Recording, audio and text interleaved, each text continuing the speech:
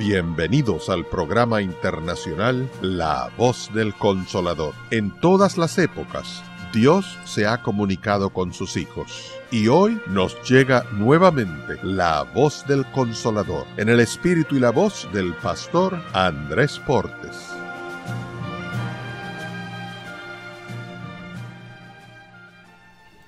Romanos, capítulo 8, versículo 16.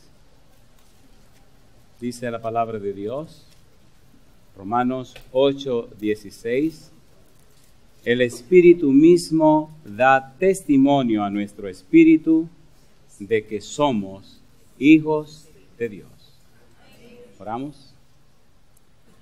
Querido Padre Celestial, gracias por estar con nosotros en esta hora. Gracias, Señor, por la compañía de los ángeles y la presencia del Espíritu Santo. Padre, gracias por su compañía bendita, pero gracias también por los amigos y amigas que nos acompañan, por los hermanos y hermanas presentes. Gracias por aquellos y aquellas que nos siguen a través de la radio, la internet o la televisión en cualquier rincón de la tierra. Que ellos y ellas sean bendecidos también. En esta hora, Dios, le rogamos que su Espíritu Santo nos traiga palabra de vida para la vida eterna. Que recibamos la palabra de Jehová, que vive y permanece para siempre. Dios, habilítenos, prepárenos, capacítenos para que en el Espíritu entendamos las cosas espirituales. Diríjanos en esta hora y siempre. Lo pedimos, oh Dios, en el nombre de Jesús. Amén, Señor. Amén. Durante la semana trabajaremos con la serie o la miniserie Garantía en el Espíritu. Toda la semana notaremos cómo Dios se ha encargado de resolver el problema del pecado.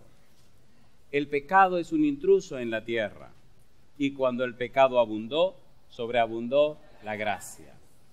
Sin embargo, en el capítulo 6 del libro de Romanos, el que haya sobreabundado la gracia no significa que Dios pasa por alto el pecado.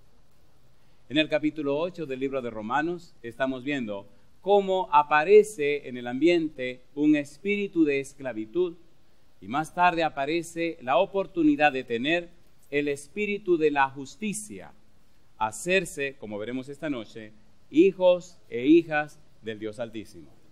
El fin último de Dios es que usted regrese a la casa del Padre.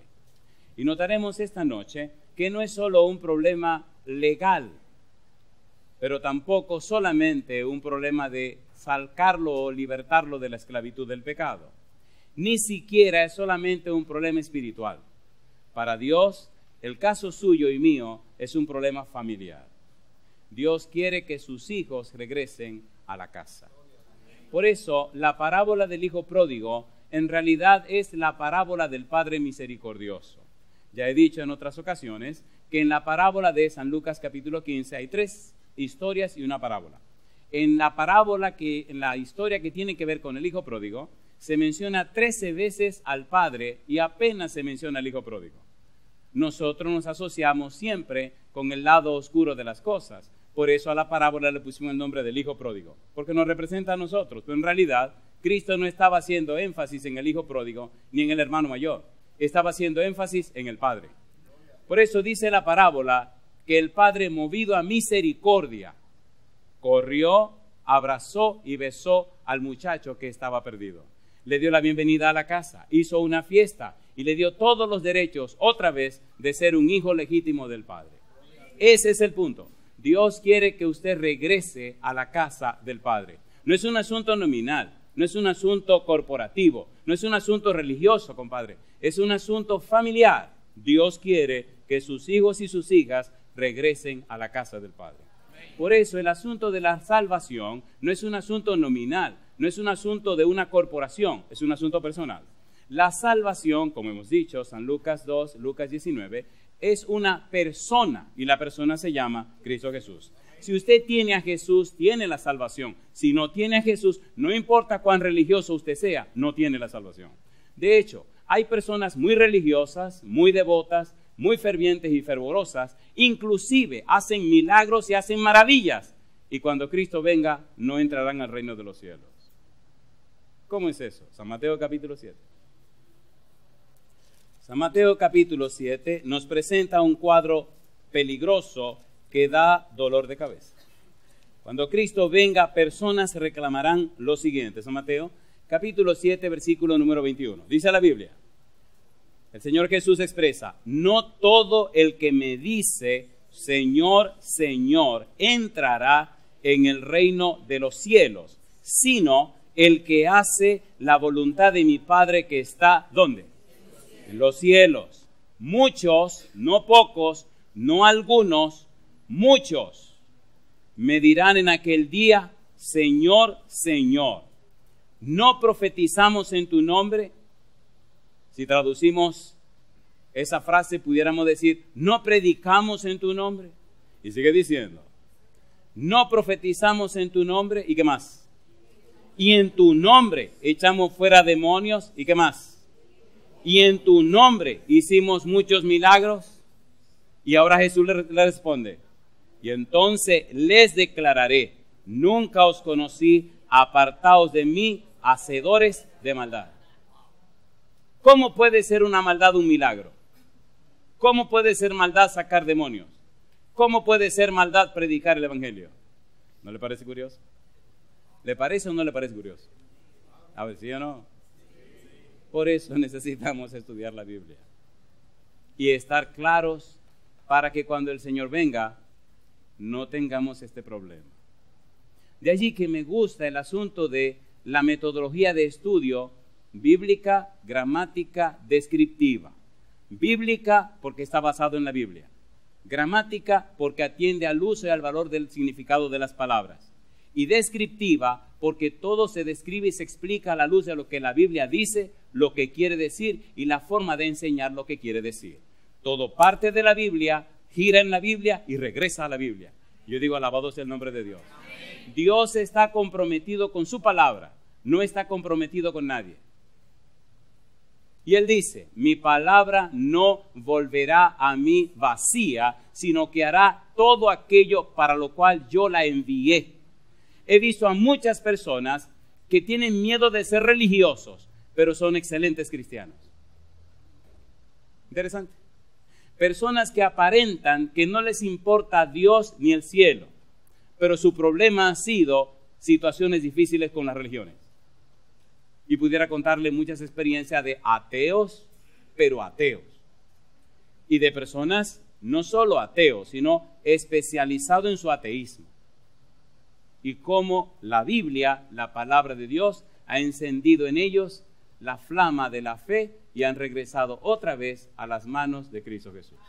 Recuerde que el asunto de la salvación es un asunto de relación, no es un asunto de religión. Aprenda primero a ser una persona convertida, una persona cambiada, una persona arrepentida. Y entonces, siendo un convertido o una convertida, el Espíritu de Dios que mora en usted tocará el corazón de aquellos que necesitan entregarse al Evangelio. Porque cuando usted no es convertido, usted no puede dar lo que no tiene, querido, ¿sí o no? A ver, ¿sí o no? Usted puede engañarse a sí mismo por un tiempo, engañar a los demás por mucho tiempo, pero nunca engañará a todo el mundo todo el tiempo. Un día las cosas se sabrán. De allí lo importante de entender y comprender el mensaje de Dios, que más que palabras es el testimonio de una vida, y su nombre se llama Cristo Jesús. ¿Nos entendemos?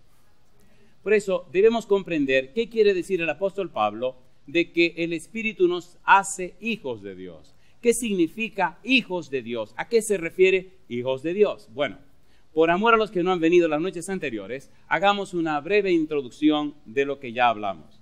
Y entonces pasemos a lo que tenemos que hablar hoy. Número 1, existe un espíritu de esclavitud.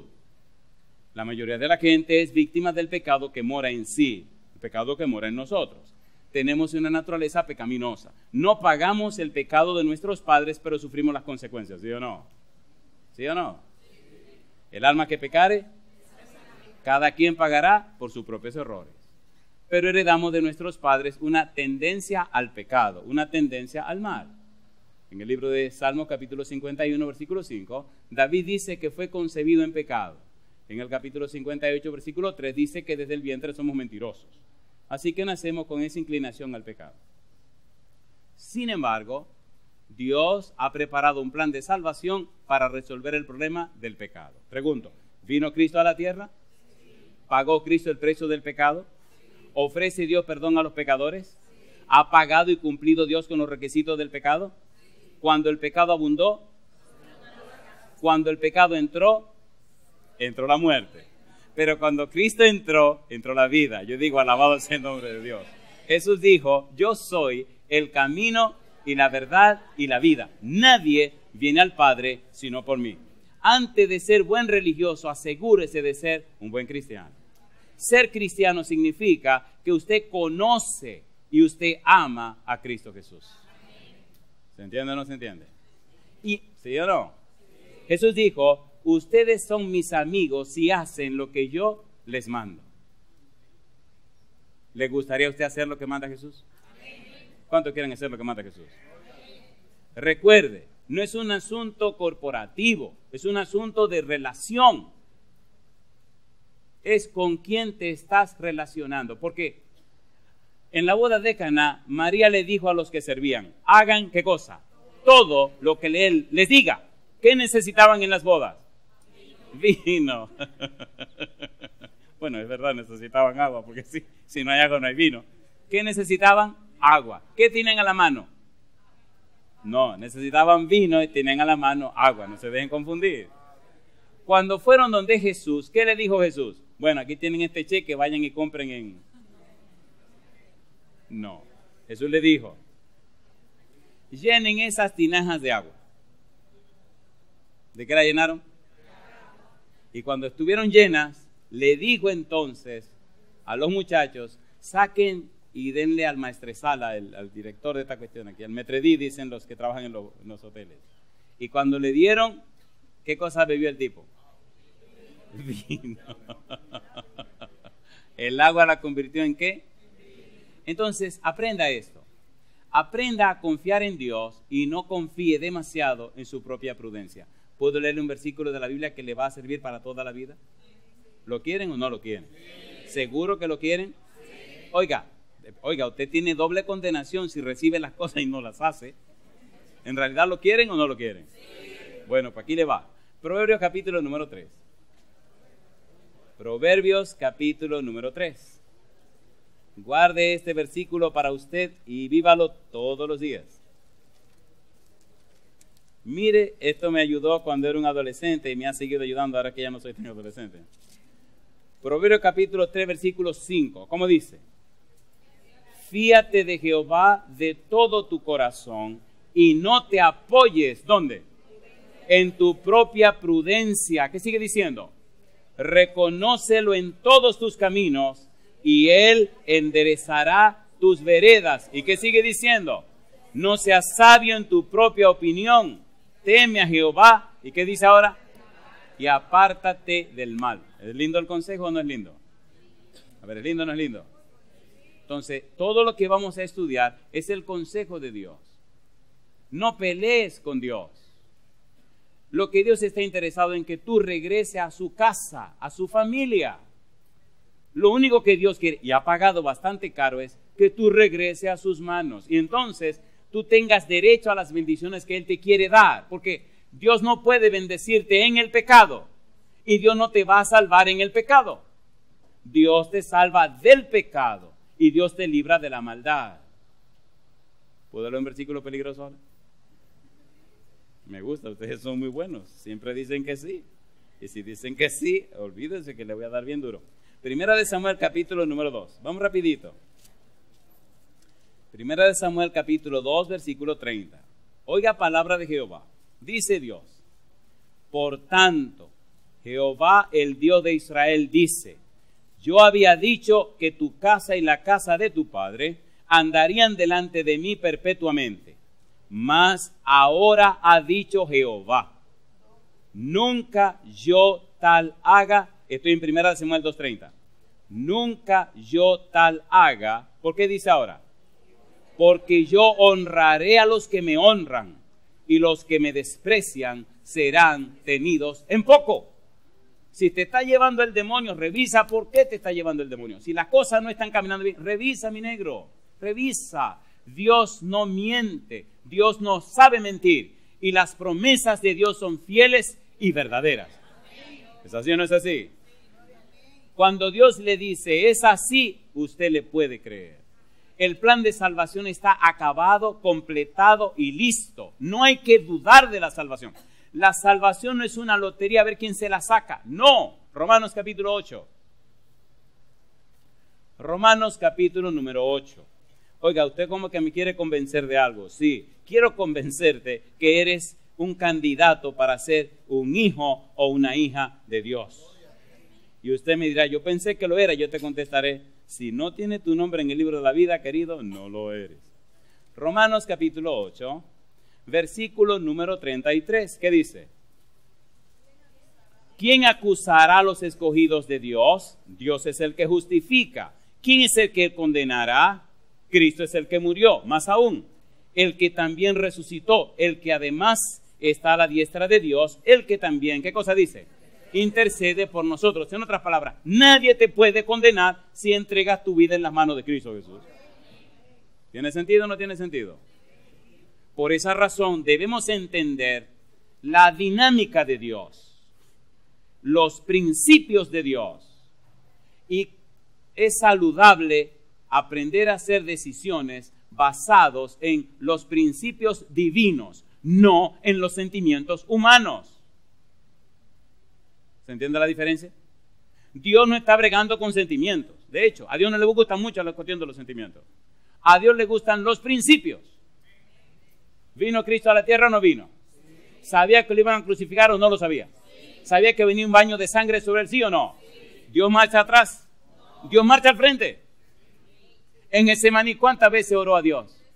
Pero a 3 veces dijo, no se haga mi voluntad, sino la tuya. No había otra forma de que usted y yo regresáramos al Padre. Y si Cristo se mantuvo firme, a pesar de lo que le venía encima, oiga, mi hermano, ¿cómo que usted está dudando de entregarse al Señor? ¿Qué le pasa? Dios dio todo lo que tenía. Romanos 8:32 dice, el que no escatimó ni aún a su propio Hijo, sino que lo entregó por todos nosotros, pregunta, ¿cómo no nos dará juntamente con Él todas las cosas? ¿Por qué nos faltan todas las cosas? Posiblemente porque no tenemos al dueño de todas las cosas. ¿Sí o no? ¿Sí o no? Y el lío es que queremos ser religiosos pero no cristianos y vivir una vida doble. El día del culto somos muy buenos, el día de no culto somos muy malos. ¿Qué relajo es este? Deje tranquilo, usted no va a relajar a nadie. Déjese de eso. Déjese de eso. Déjese de eso. Dios es Dios.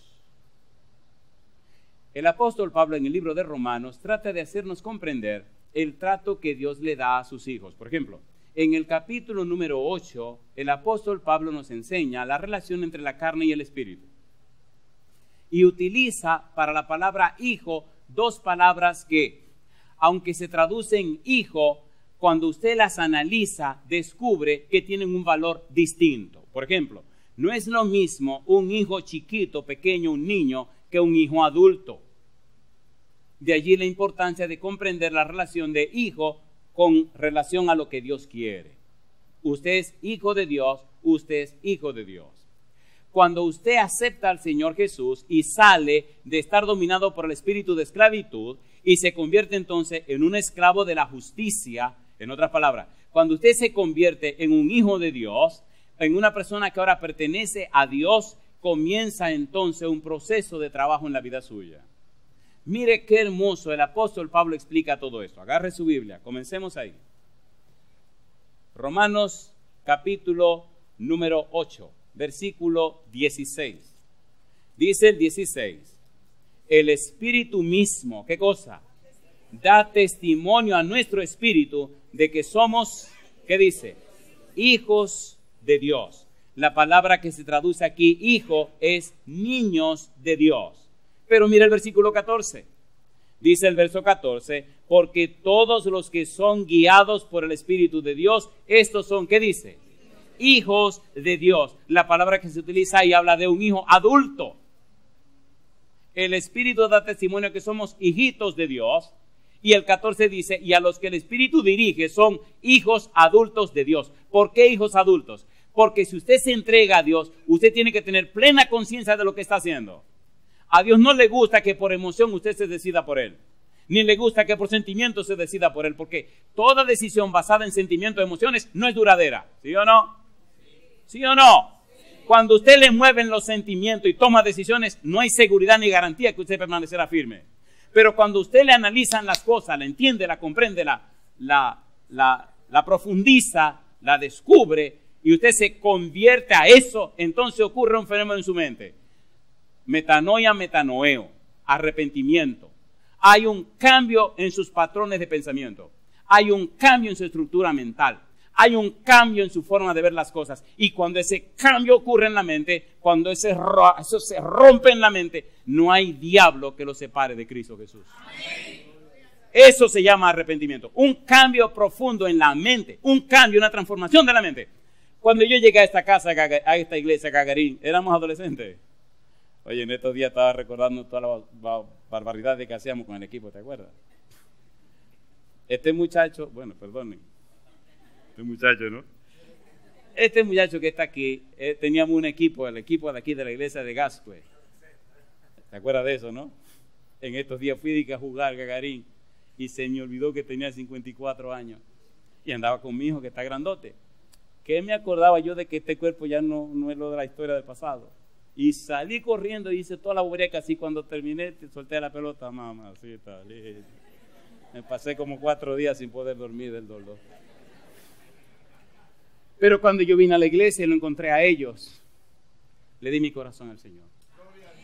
Y Dios hizo un cambio en mi vida. Y ha hecho cambio en la vida de miles y miles de personas en toda la tierra. La gente sabe si usted conoce a Dios o no lo conoce. La gente sabe si lo suyo es un asunto de pasatiempo o un asunto. Oye, déjese de eso, déjese de eso, déjese de eso. Esto yo hablaba con mi hijo y le dije, Tito, qué lindo es volver a la iglesia donde uno creció y nació y verle la cara de frente a la gente. Ah, mira este bandido que acaba de llegar. No, espera un momento. Y lo curioso es que después de bautizarme aquí, Dios me permitió ser el pastor de mi iglesia. Ir a pedir consejo a la gente, porque había muchas cosas que iba a saber. Hace 25 años, Gagarín. Y parece que fue ayer. Alguien dijo que 20 años no es nada, pero 25 son bastante, ¿no? Mire qué cosa linda es la Biblia. En la Biblia, el apóstol Pablo trata de explicarnos qué cosa es el hombre viejo y qué cosa es el hombre nuevo. Nos hablan de un hombre viejo porque está dominado por el espíritu de la esclavitud. Pero nos hablan de un hombre nuevo que está guiado por el Espíritu Santo. Hagamos un puente entre lo que hablamos la semana, el tema anterior, que era el espíritu de la justicia. Y conectemos entonces ahora con este hombre nuevo. Efesios capítulo 4, versículo 24. Vamos rapidito ahora. Efesios 4, 24. Mire qué cosa linda. ¿Cómo dice el verso 24? Y vestíos, ¿cómo dice? Y vestíos del nuevo hombre creado, ¿cómo dice? Según Dios, ¿cómo dice? En la justicia y santidad de la verdad. Los que están dominados por el espíritu de la esclavitud tienen acceso, tienen la oportunidad de recibir a Jesús y entonces ser cambiado de un hombre viejo a un hombre nuevo, guiado y dirigido por la justicia de Dios. Y ahora comienza una experiencia nueva. Cuando esa experiencia nueva comienza, el individuo se da cuenta que es una nueva persona. De modo que si alguno está en Cristo, nueva, que las cosas viejas, y aquí todas son hechas, se sorprenden porque dicen, qué raro, ya no tengo estos pensamientos macabros que tenía antes. Ya no siento esas cosas de emborracharme y amanecer haciendo tonterías. Y se asustan porque ahora han sido libertados del poder del pecado y empieza un proceso de santificación. Empieza la experiencia de un hombre nuevo, de un nuevo hombre. El hombre viejo muere. Versículo 22. En cuanto a la pasada manera de vivir, ¿qué dice el apóstol Pablo? Despojaos del viejo hombre que está viciado conforme a los deseos engañosos. Versículo 23. y renovaos en el espíritu de vuestra mente. ¿Por qué de vuestra mente? Porque el cambio se produce en la mente. Por eso, arrepentimiento significa cambio de la mente. Metanus, cambio de la nous, cambio de la mente. Los hombres y mujeres arrepentidas tienen una mente cambiada. Ahora tienen la mente de Cristo. Segunda de Corintios capítulo 2. Mire qué cosa linda. Primera de Corintios capítulo número 2. Primera de Corintios capítulo 2 versículo 16. El apóstol Pablo dice: porque ¿quién conoció la mente del Señor? ¿Quién le instruirá? Mas nosotros, ¿qué cosa dice? Mas nosotros tenemos la mente de Cristo. Alabado sea el nombre de Dios. ¿Podemos tener la mente de Cristo? ¿Sí o no? ¿Le gustaría tener la mente de Cristo? ¿Cuántos quieren tener la mente de Cristo? Después no proteste, no va a poder tener pensamientos asquerosos y sucios y feos. Y cuando el demonio quiera venir a poner cosas sucias en su mente, el espíritu le dirá: hey, mi negro, váyase de ahí. ¿Seguro que quieren la mente de Cristo? ¿Seguro que quieren la mente de Cristo? Entonces necesitamos trabajar con este hombre nuevo. Aquí me pasa como cuando iba a visitar a Esther. ¿Verdad que apenas nos estábamos entrando en el negocio? ¿O no? ¿Ustedes se han enamorado alguna vez? Ah, pues no se ha enamorado. Esa está peligrosa. Ay, mamá. Dejemos el enamoramiento y vamos a trabajar. Colosenses capítulo número 3. Úpale, muchos enamorados. Eso está peligroso. Colosenses capítulo número 3. Esa fue buena. Versículo número 10. Aterricemos en esta idea que estamos trabajando. Colosenses 3:10. ¿Cómo dice el versículo 10?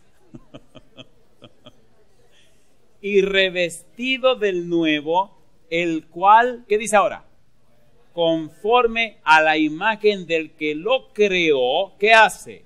Se va renovando hasta ¿dónde? El conocimiento pleno. No se entiende, no se explica un cristiano que se enquista, que se anquilosa, que se detiene. No se entiende la vida de un cristiano como un lago, como una laguna, como un pozo donde el agua se pudre. No, la vida del cristiano es como un río que corre y siembra y da vida. ¿Sí o no? ¿Pueden poner un dedito ahí y podemos ir a otro lado para explicar lo que estoy diciendo? Ponga un dedito ahí y vamos entonces un poquito más atrás a 2 de Corintios capítulo número 3. ¿Qué usted nos quiere decir, pastor? Mire cómo es la vida del cristiano. La vida en Cristo, la vida de una persona convertida. 2 de Corintios 3:18, ¿cómo dice? Por tanto, nosotros todos, ¿qué cosa dice? Mirando a cara descubierta, como en un espejo, la gloria del Señor. ¿Qué dice la Biblia ahora? Somos transformados. ¿De qué manera? De gloria en la misma imagen, como por el Espíritu del Señor. La vida del cristiano es un crecimiento constante. Transformados, metamorfosis. La oruga, el gusano, se convierte en una mariposa. La mariposa jamás podrá ser gusano. ¿Sí o no? ¿Sí o no? ¿Sí o no? ¿Verdad que hay cristianos que vuelven a ser gusanos? Entonces no hubo renovación, no hubo transformación, no hubo metamorfosis. ¿Cómo es posible que un cristiano sea la misma cosa todo el tiempo?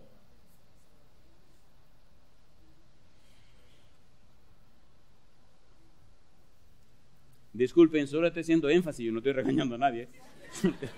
Solo estoy haciendo énfasis, porque hay que ser enfático o no. A ver, ¿sí o no? Oiga, si usted se casa con una mujer que le da la comida todos los días la misma cosa, ¿verdad que usted se pone peligroso? ¿Sí o no?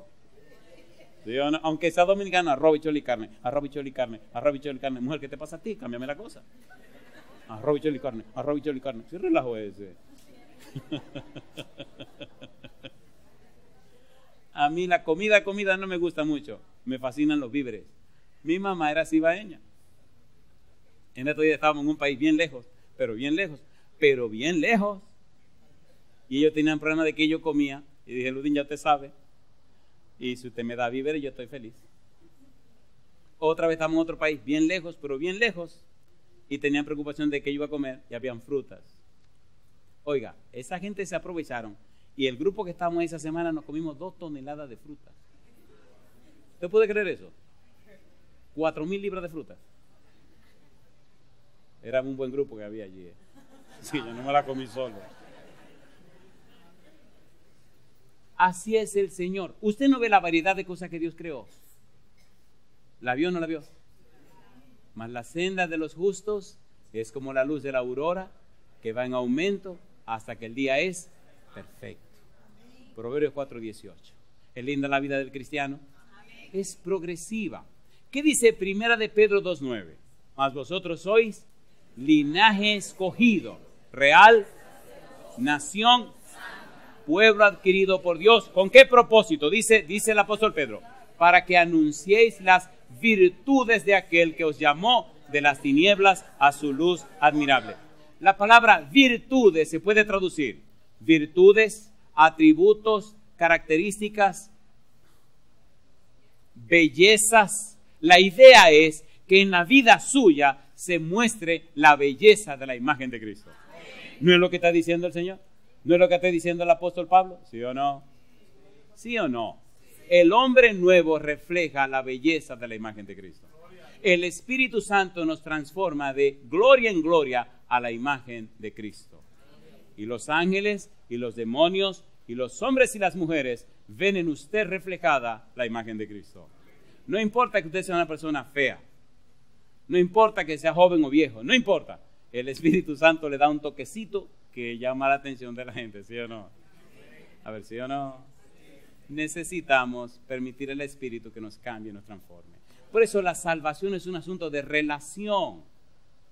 San Juan 17:3, ¿qué dice? Esta es empero la vida eterna, que te conozcan a ti, el único Dios verdadero, y a Jesucristo, a quien has enviado. La palabra, el verbo conocer significa una experiencia cotidiana, una experiencia diaria, una experiencia frecuente. Es como cuando usted se casa.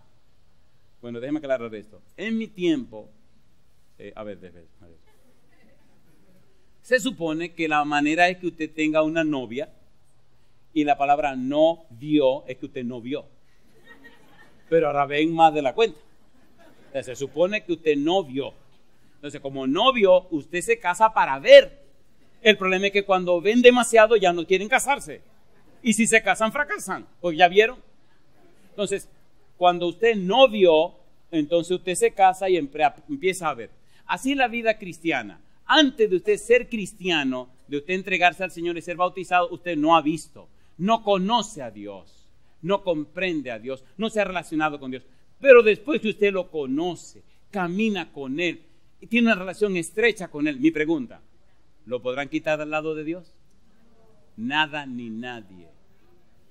Ya tenemos 35 años caminando juntos. Y espero en el Señor que nada ni nadie me separe de Él. ¿Tiene sentido lo que estamos haciendo? Hombre nuevo. Pablo nos habla de un hombre nuevo. Colosenses capítulo 3, versículo 11, donde no hay griego ni judío, circuncisión ni incircuncisión, bárbaro ni escita, siervo ni libre, sino que Cristo es, ¿qué cosa?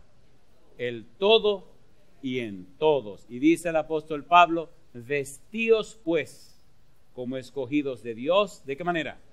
Santos y amados, de entrañable misericordia, de benignidad, de humildad, de mansedumbre, de paciencia, soportándoos unos a otros y perdonándoos unos a otros si alguno tuviere queja contra otro. De la manera que Cristo os perdonó, así también hacedlo vosotros.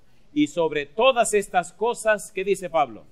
Vestíos de amor, que es el vínculo perfecto. Mi pregunta para usted, ¿entonces se pueden ver los perfiles de una persona que está siendo transformada por el Espíritu Santo? ¿Sí o no? ¿Sí o no? Entonces necesita usted y necesito yo que el Espíritu haga ese cambio en nuestra vida, ¿sí o no? Y eso significa un hombre nuevo. Un hombre que vive, una mujer que vive para la gloria de nuestro Dios. Y aquí viene una pregunta interesante. Muy bien, pastor.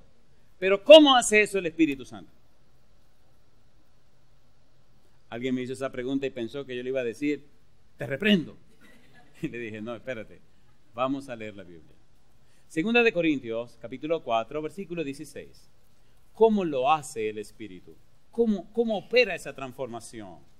Recuerde que estamos hablando de ser hijos de Dios. Y la idea es que usted regrese a la casa del Padre. Segunda de Corintios, capítulo 4, versículo número 16. ¿Cómo dice el verso 16? Por tanto, ¿qué cosa? No desmayamos. Antes, aunque nuestro hombre exterior se va desgastando, ¿qué dice ahora? El interior, ¿qué cosa? No obstante, se renueva de día en día. Mi pregunta, ¿hay un hombre exterior? Sí, mire, el mío se está volviendo cada vez más viejo y más acabado. Pero ¿hay un hombre interior? ¿Qué hace el hombre interior? El Espíritu lo va renovando. Ponga cuidado, ponga mucho cuidado. Romanos capítulo 7, versículo 22. Vamos rapidito. Romanos 7, 22. Y todo este trabajo lo hace el Señor. Usted debe darle el derecho legal para que Él lo haga. El apóstol Pablo, en su conflicto del pecado y la maldad que mora en nosotros, dijo, versículo 22. Porque según el hombre interior, ¿qué cosa? Me deleito en la ley de Dios. ¿Hay un hombre interior, sí o no? Efesios capítulo 3, versículo 16. Y ahora expliquemos esto para entrar en la parte final. Efesios 3, 16. ¿Cómo dice el verso 16? Efesios capítulo 3, versículo 16. Para que os dé conforme a las riquezas de su gloria. ¿Qué cosa? El ser fortalecido con poder, ¿dónde? En el hombre interior. ¿Por quién? Por su Espíritu. ¿Cómo hace el Espíritu Santo? Pregunta número 1. ¿Qué es el hombre interior? ¿Por qué hace tanto énfasis Pablo en el hombre interior? Los exégetas bíblicos dicen que el hombre interior representa nuestro ser intelectual y nuestro ser espiritual. ¿Qué representa el hombre interior? Nuestro ser intelectual y nuestro ser espiritual. ¿No se han dado cuenta que estamos leyendo versículos de la Biblia? A ver, ¿sí o no? Conectando versículos de la Biblia, explicando versículos de la Biblia, definiendo palabras. ¿A dónde estamos hablando? Aquí. Y al entender aquí, entonces eso se traduce en una vida espiritual. El ser interior, el hombre interior, el ser intelectual constituye, representa, está conformado por la mente, la voluntad y la conciencia. ¿Qué cosa está representado allí? La mente, la voluntad y la conciencia. Mira el versículo 16 que dice, para que seáis fortalecidos con poder en el hombre interior por su espíritu. Fortalecido con poder, fortalecido, krataió, con poder, dinamis, para que tengan potencia y dinamismo en la mente, en la voluntad y en la conciencia. Los asesinos en serie, los criminales más malos, tienen una conciencia completamente anulada. Pasan desde el sótano de su vida a la acción sin un filtro. El Espíritu Santo promete preparar y equipar el filtro, que es la conciencia, para que te cuide del sótano, fortalecer tu voluntad y aclarar tu mente.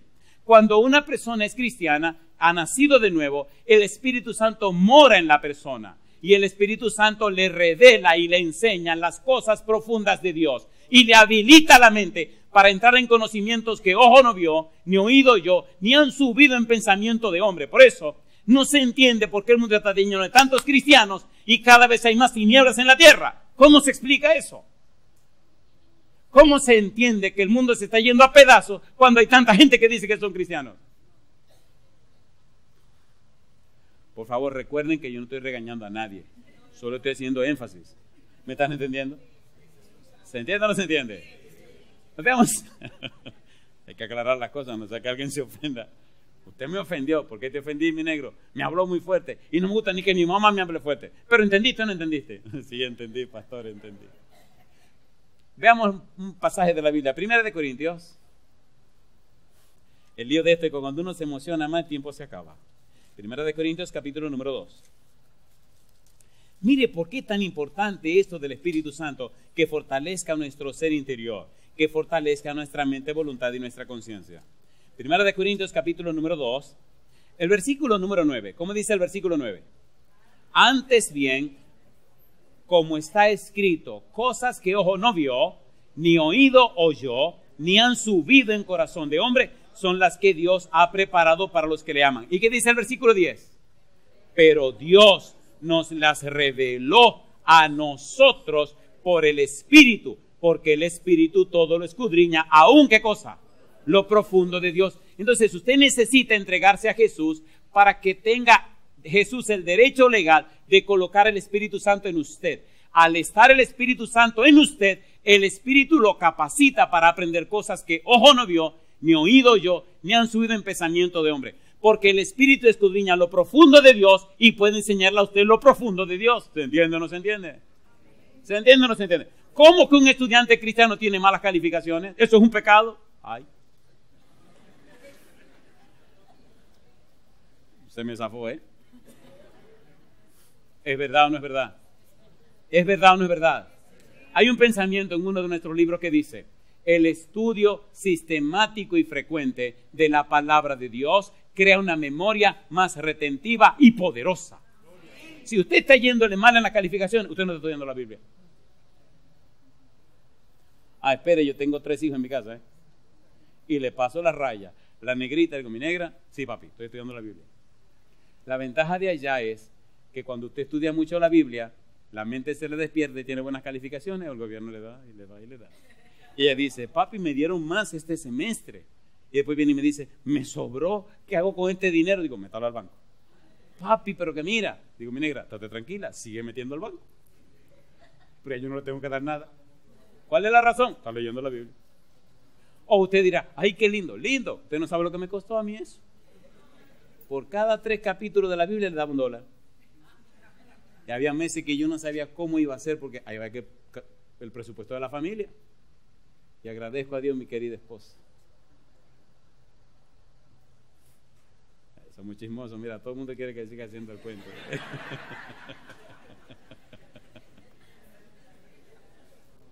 Cuando los hijos están en la etapa formativa, usted tiene que buscar maneras de que su mente quede atrapada en la Biblia.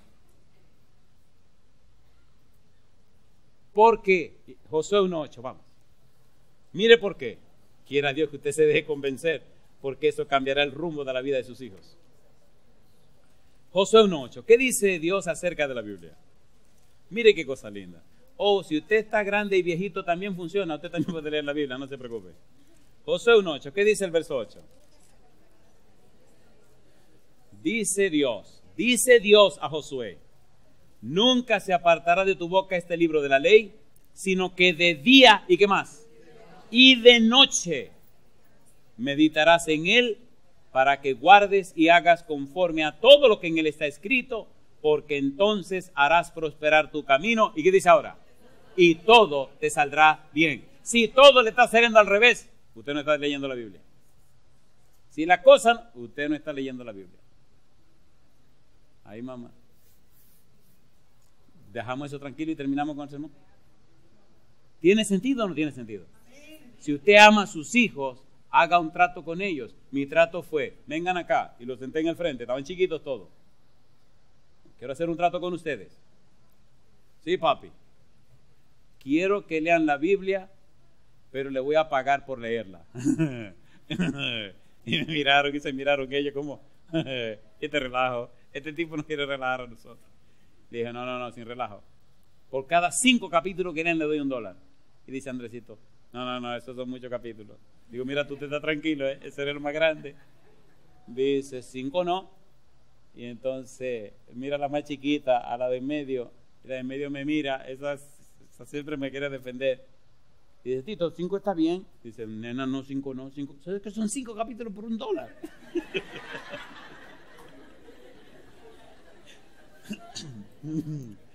Y le digo yo: ¿y qué tú propones? 3. Compadre, es la vida de mis hijos, yo no voy a discutir. Digo: ok, 3, pero mire, 3. Sí, papi. Entonces dice la chiquita: ¿y cómo tú vas a saber que estamos leyendo los 3 capítulos? Digo: yo confío en ustedes. Yo confío en ustedes. Así que cada viernes por la tarde había que sacar cuenta. Compadre, una vez, yo creo que conté esto en otro lugar, una vez el tipo leyó tantos capítulos que me iba a desfalcar. Era más dinero que yo tenía para cubrir las cosas de la casa. Y dije, no, este negro tengo yo que relajar. Y le dije, mijo, vamos a hacer un trato. Disculpen, yo lo engañé, pero déjame seguir con mi sermón. Pero valió la pena, valió la pena. Le di la marquesina de la casa, el cuarto de servicio, toda esa ala de la casa se la di por todo el dinero que él tenía que pagar, que yo no tenía. Y él lo aceptó gustoso en ese tiempo. Después me dice, ¿tú cómo que me engañaste? Le digo, sí, mi hijo, pero no fue con mala fe. Hoy día, te tiene que ver a mi hijo. Cada uno, en mi casa la persona que menos lee la Biblia la lee 2 o 3 veces en el año. O sea, yo no estoy diciéndole un capítulo, estoy diciendo la Biblia entera. Entonces, ¿cómo no voy a estar feliz de mi Señor?